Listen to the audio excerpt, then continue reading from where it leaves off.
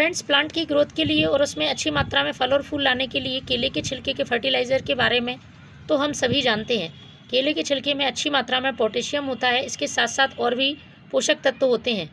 लेकिन यदि केले के छिलके में कुछ चीज़ें ऐड कर दी जाएँ तो प्लांट के लिए बहुत ही पावरफुल फर्टिलाइज़र बन सकता है। तो आज मैं केले के छिलके में 3 ऐसी चीज़ें मिलाऊंगी जिससे प्लांट में ग्रोथ तो होगी ही, फूल भी अच्छी मात्रा में आएंगे, इसके साथ ही प्लांट की इंसेक्ट से भी सुरक्षा होगी।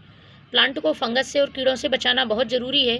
तो आपको अपने फर्टिलाइज़र को इस तरह से बनाना चाहिए जिससे कि उसमें कुछ इस तरह की चीज़ें शामिल हों जो कि एक अच्छे फंगीसाइड या इंसेक्टिसाइड का काम करती हों, और ये चीज़ें जैविक होती हैं तो प्लांट में किसी तरह का साइड इफ़ेक्ट भी नहीं करती हैं और प्लांट सुरक्षित रहता है कीड़ों से। इस फर्टिलाइज़र को आप सभी प्लांट्स पर यूज़ कर सकते हैं। यदि इसके फ़ायदे की बात करें तो सबसे बड़ा फ़ायदा है मिट्टी को उपजाऊ बनाना। इसमें जिन चीज़ों को शामिल किया गया है वो मिट्टी में गुड बैक्टीरिया को इंक्रीज़ करती हैं, और उसके साथ ही जो दूसरी ज़रूरी चीज़ है वो प्लांट में किसी तरह का फंगस नहीं लगने देती है। जड़ों में या मिट्टी में किसी तरह के इंसेक्ट हों तो उनको भी दूर करती है।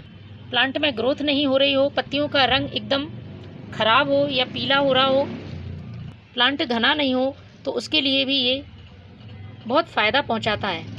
यदि प्लांट में बड्स ड्रॉप प्रॉब्लम है तो वह भी दूर होती है और कलियां फूल बनने से पहले नहीं गिरेंगी, फूलों का आकार अच्छा रहेगा, मिट्टी का पीएच बैलेंस रहेगा।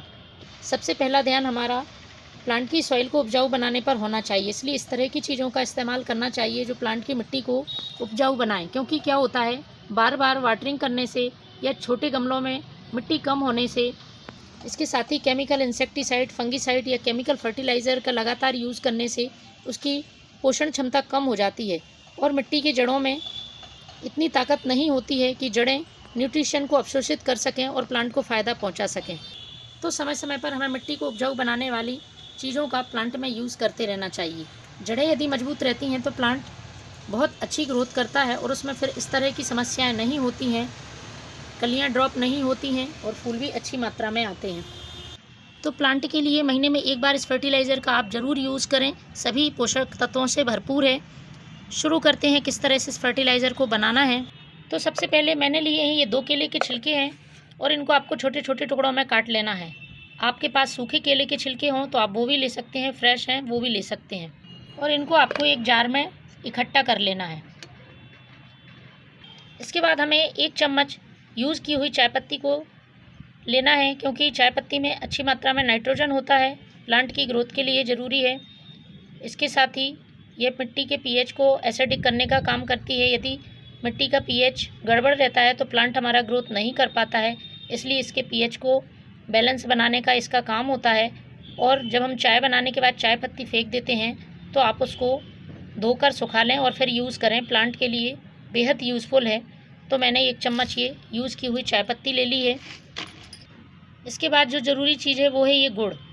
पुराना काला गुड़ प्लांट के लिए बहुत ही फ़ायदेमंद होता है, मिट्टी की उपजाऊ शक्ति को बढ़ाता है, मिट्टी में गुड बैक्टीरिया इंक्रीज़ करता है और जड़ों की न्यूट्रिशन को अवशोषित करने की क्षमता बढ़ती है। इसके साथ ही जो हम फर्टिलाइज़र बनाते हैं उसके फर्मेंटेशन प्रोसेस में भी तेज़ी लाता है ये गुड़। तो एक छोटा सा गुड़ का टुकड़ा हमें ले लेना है।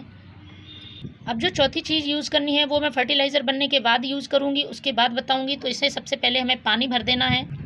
पानी भरने के बाद हमें इसे 2 दिन के लिए ढककर रख देना है।